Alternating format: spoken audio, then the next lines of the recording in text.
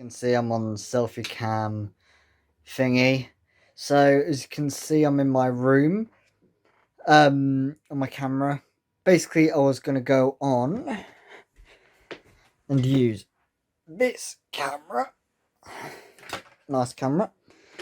Not in a properly stored place. And basically, I was going to show you some photography on this CPU. That little spines on top there with a good macro lens. Pretty good. So at the moment I've got to get my tripod with other tripod with a light, and then another tripod with a light over there. Actually no, I only need one, if that. Then, as you can see, I've been messing around with one of these. I'm going to do some messing around with some light photography, and yeah, pretty fun. So I'll set everything up first and then we'll go from there. Handed action if my bloody phone can focus. Yeah. And then this, maybe loosen it, move it, and tighten up again. Like this. Also cut myself on a knife by accident while chopping some onions. So, second hand, and then, oh, you don't want to see that mess. And then, attach it to tripod here. And that is the first bit, which is basically setting up the camera on a tripod. It was originally attached to a webcam, not for any specific reasons, but yeah. So this is pretty much almost the setup. I've probably got to move this like way on the other side of the room, because for some reason this camera is more of a zoom from a far away distance kind of thing. If you're wondering why I have a random CPU lying around it, because this bugger this used to be in there, but then it was too slow. So here we go. Yeah, luckily you can't see the cable management there, but yeah. Now I've got to move it in the right place and focus. Our optimal distance isn't too far away. So yeah, now it's time to take out the CPU.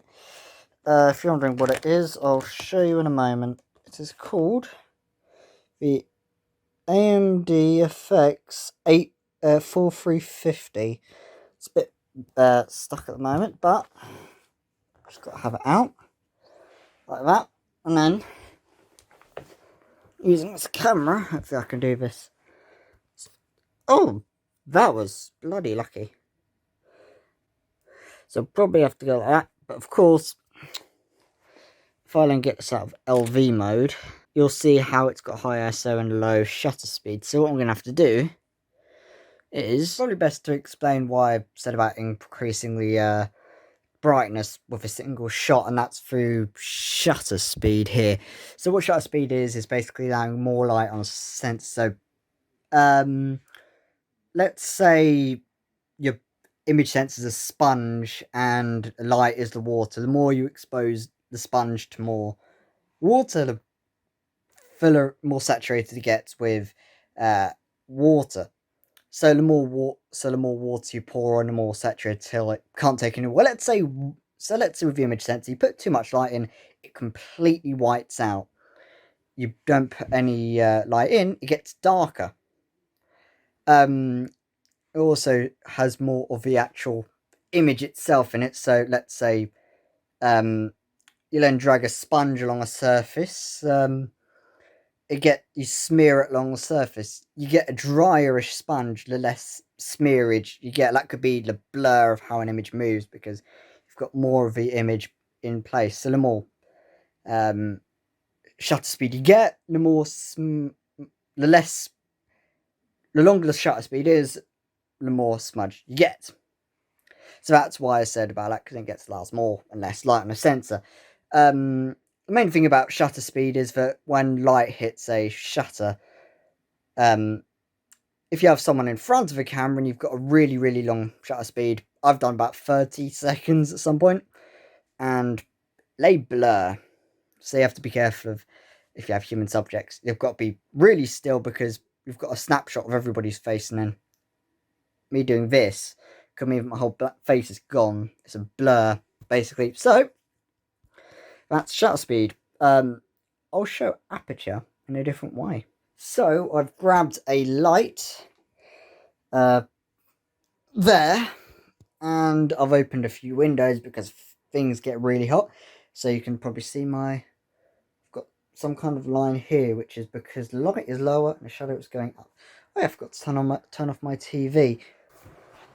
So what we've got here, the image itself. So what we're going to do is we're going to see how much of a field of view we can get.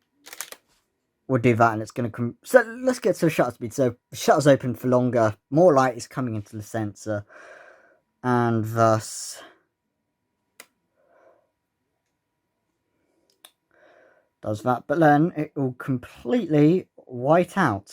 So I'm going to look like an absolute idiot. Unless it's because of the aperture, because I've put the yeah, it might be that actually. So what it is if we then look at this aperture. So if we open this way up, oh, that actually looks quite good. So what I've done is I've adjusted the aperture to be, so what I've done there is I've adjusted the aperture. So it's f45 is the smallest, then we widen up all the way to f5.6, and that basically increases. So shutter speed is how long it gets exposed for, but then the aperture is how much light comes in at a specific time. It'd be like when you get energy at the like when you get ohms of for resistance in a way. So it's like adjusting the resistance of a light into a cable and such. Yeah, as you can see, completely whited out because the aperture is completely open. To be honest, it's probably a bad example of what ones do, but you know what, we're gonna click that on, and we're gonna see what kind of stuff we get out of it. Yes, there we go. There we go. Yeah. It's just it wasn't showing it in the main viewer at the time. So what I've done is I've put it to f45 to make sure a lot more is in focus at the same time. However, when I increase that, as you saw, less of a field of view, and then the more it gets. So that's f45. So at the maximum we can actually zoom in without moving the camera physically close. I'm wondering if we can actually. So what we do there is that. Even I've got moving forward a bit more. And then, okay, now camera can only be so close. Okay, now we can move it a little bit further back.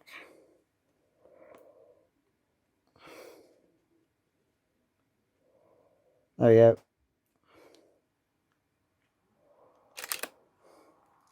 In fact, that's just focusing on the golden triangle for us, where you orientate your things.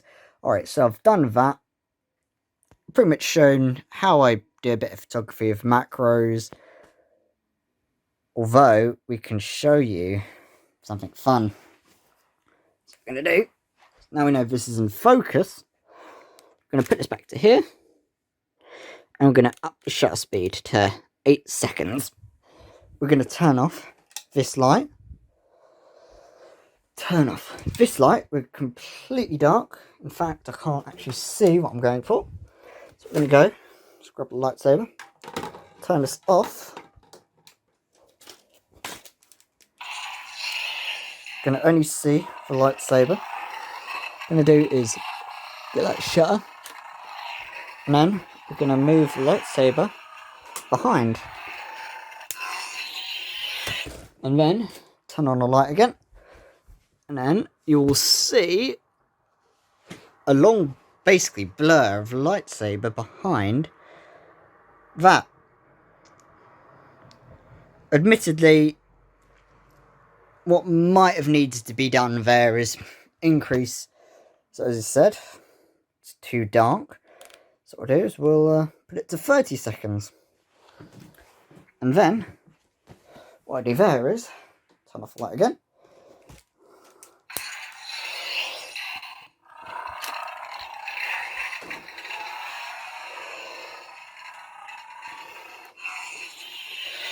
And then, basically, wait for it to flash.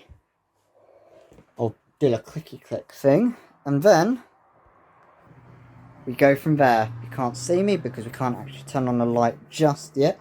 But 30 seconds is usually pretty good. So green.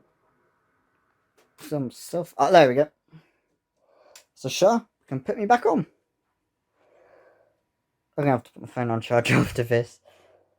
But yeah, what we've got here is. Let's see how it's gone, really.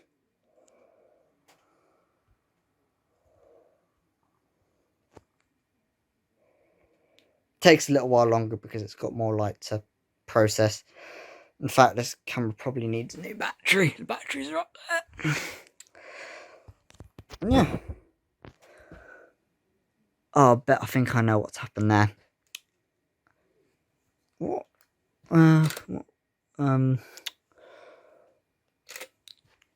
Okay, we're now at 100. So what I have to do is I'm going to have to grab that in post, and I think there's a way we can get that all up and running. But I'll catch you all in the edit. Okay, so as you can see, I've got my lovely microphone here, so that means my audio's in a lot better quality than it usually is. So what we've got to do is get up Lightroom, close that completely. That was what I was working on. So if we open up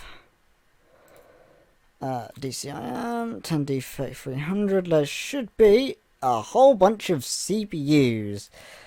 If you can hear some whining in the back, I smell a lovely dog. You've seen him a few tons of times.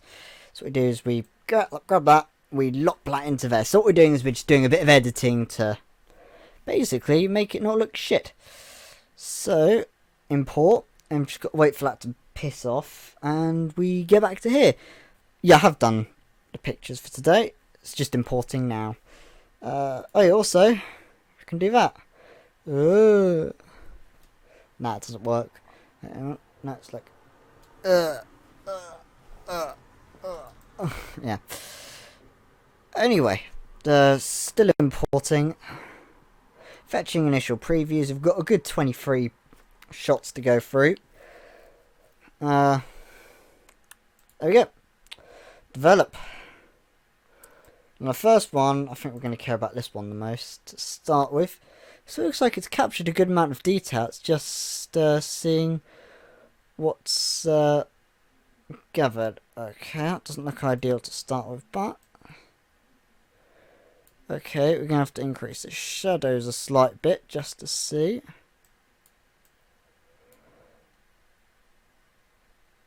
Increase the darks. It's not going to look great, it appears.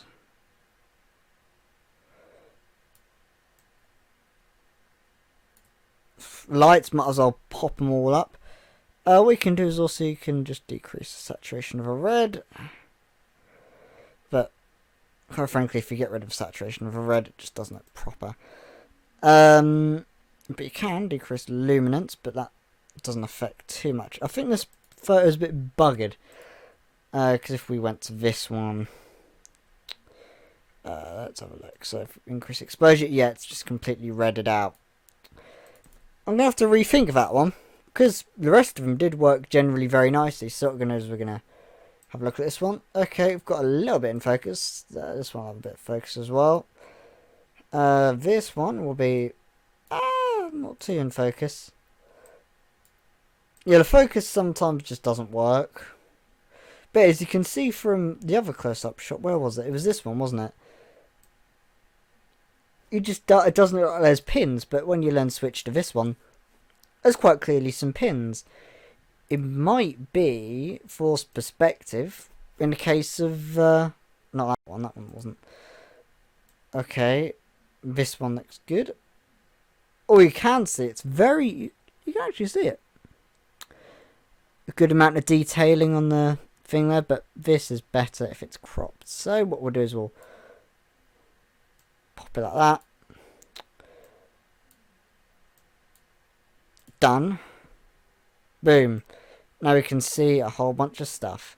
So it appears there's a bit of noise, which can easily be done by a bit of noise reduction.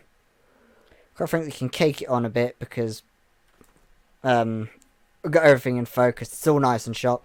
You can see the PCB, like the little wooden inside bits. It's actually really cool. So yeah, now it's just messing around with other bits to it. So you can increase vibrance. Looks quite nice, doesn't it? Or we could just do some other messing around. So we've got black and white. You know, black and white just doesn't work. So what we'll do is we can have a look at some messing around with some colours. That darkens it. That looks quite cool. So we'll chuck that on there. Cross process blue doesn't look ideal. Cyan doesn't. Green just looks odd. Red. Oh, red looks really good. So red's definitely one I'm going to do. And then what we can do there is we can then increase the saturation of orange. So then it pops out. What we might also have to do is increase that up. And then we've got great colours. I'd say that's a finished one, really. There's not really much else we can do. So now it's just working on these ones. I think this one was the sharpest one. I really like this one, so I'm going to stick to this one. It doesn't really look like there's much need to change the framing in any kind of way. So it's just sort of messing around with the colours a little bit. You see how... So what we'll probably have to do is we'll chuck a bit of sharpening on there. What does that do? Okay, that's a bit too much. What we'll do is increase the radius. Now that looks like it's in focus when it really isn't, so that's good. Do we see any noise up there? I don't think I see any noise, so I'll just do a tad bit, just in case I'm blind. So we'll lower the highlights a little bit, just so then you've got that. Shadows, we need a bit of contrast, so might as well lower that down a bit. Why are my hands up here? Oh, this is where... Oh, that... This might just be good for figuring out how to get the right gleam. I think I like that. So let's get the vibrance up a bit. There we go. Oh, this looks great. I think... Just increase the textures, then it looks cooler. I think that's pretty much there. I think we'll just stick to 2 images because these whole ones don't really look as good. So you can just develop it, export it, and you've seen the process I take to do images. So we'll do this one, and where was the other one? There it is. Alright. So that is how I make how I do some of my studio photography with a new little image, and I've made a video so you all guys can enjoy. Now I've got to edit this together in a pane and go from there. Thanks for watching, and I suppose if I ever figure out something else I'll show you that as well.